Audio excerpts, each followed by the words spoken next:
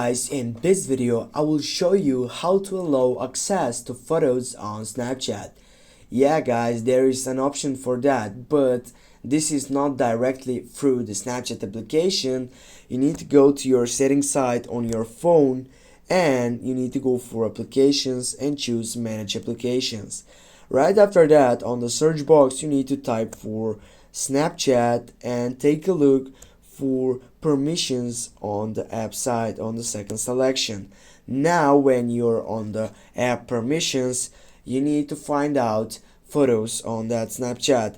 Firstly, we'll go with files and media because also this could be sized on it. Now you need to make sure that this is allow to access to media only and get back, and also you need to go for the camera section and make sure that it's also on the first selection chosen by allow only while using the application. Get back, and with this we're gonna go and allow access to photos on Snapchat.